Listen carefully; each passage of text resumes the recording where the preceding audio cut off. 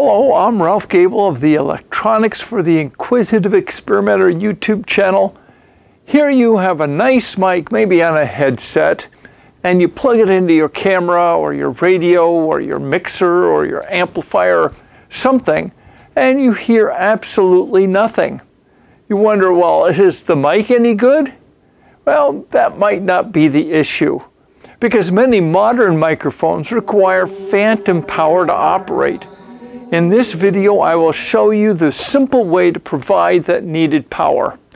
I will provide all the design files, such as schematics, PCB files, and the like, and a zip file just for you.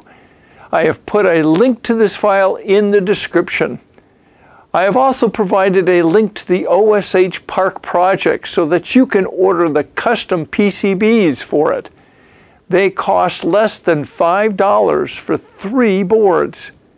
If you have questions or comments, please feel free to add a comment to this video. I do make a concerted effort to respond to every comment. If you find this video helpful, please click on the like and subscribe to the channel. Now, as an inquisitive experimenter, the first thing you want to know is, why does my mic need power? So let's see why this is. So why does that mic require power? It is because the microphone itself has an active device in it. But this is not power in the traditional sense. It's not like the hard power you'd get if you connected a battery directly to it. This is a very special power. It's referred to as phantom power. In a large mixing system which uses balanced microphone interfaces, you'll see that the XLR connectors or maybe TRS 3-conductor microphone connectors. This power is applied between the balanced differential lines and the shield or ground. Now, it doesn't bother the dynamic microphones because their signal only connects to the differential lines, and so there is no voltage actually applied to them. The worldwide standard of this system-wide phantom power is 11 to 52 volts, though most use 48 volts. This can often be turned on and off with a switch somewhere in the mixing board. Now here's an excerpt of a schematic from a Mackie mixing board. Notice the 48 volts being applied to the differential balanced pair input of the mixer through individual resistors. Now, with all this said, this is not exactly the kind of phantom power that we're going to be talking about here.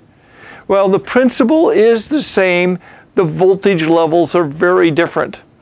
If you were to measure the DC voltage between the tip and sleeve of the connector plugged into the microphone jack of a computer, you would likely see voltages on the order of 3 to 5 volts. So, what is this all about? Take a look at this very basic schematic of a typical microphone that requires phantom power. I did not include a lot of the specifics of what makes the microphone element itself work or the FET source circuitry. Like I said, this is more of a block diagram sort of representation to help visualize what is going on. Notice that the microphone element is connected to the gate of our FET. What we consider to be the output of the microphone is actually the drain of our FET. In order for this FET to do anything, it needs a drain resistor and power. This forms an amplifier circuit with the gain in part determined by the value of the drain resistor. Unfortunately, not every device that you might want to plug this mic into provides the kind of support necessary for this kind of microphone. Furthermore, these sorts of devices do not usually like a DC voltage applied between their mic input and the signal return.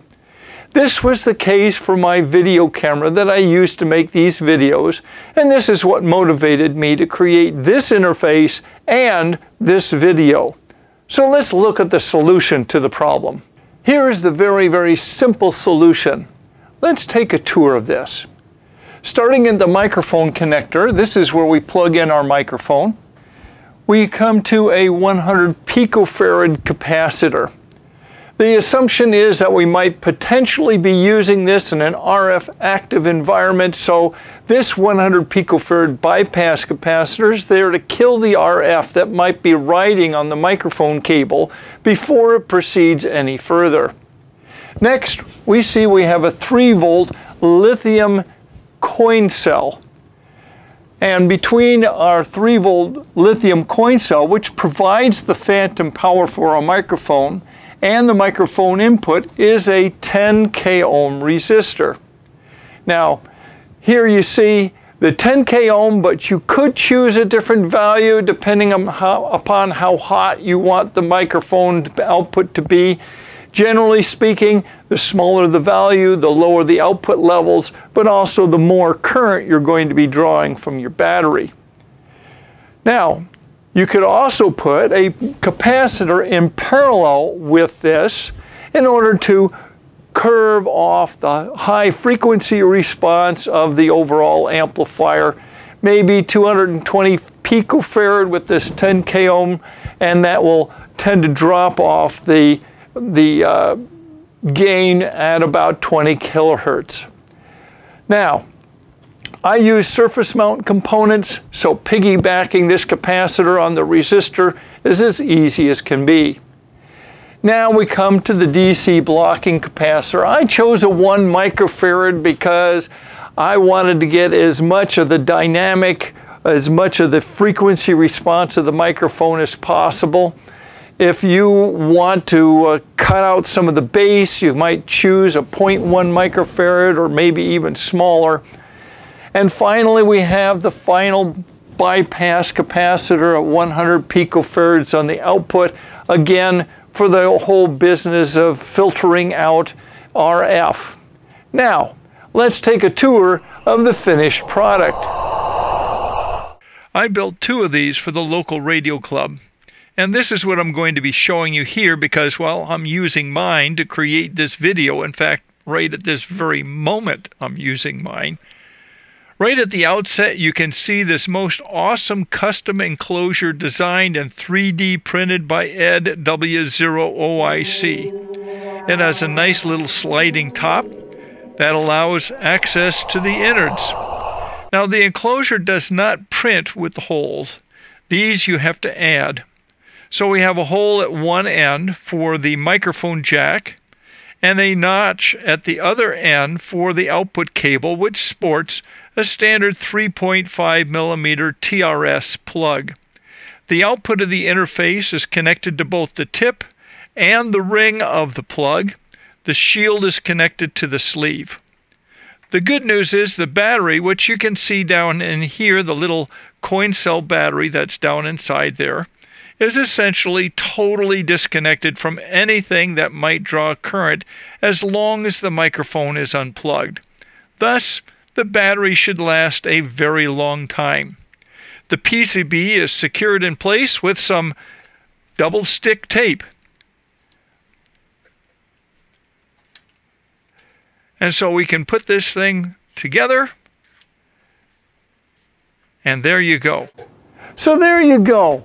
Everything that you need to make that headset with the boom mic work for you. If you found this video helpful, please click on the like and don't forget to subscribe. Thank you so much for watching. Until next time, Toodle-Oots.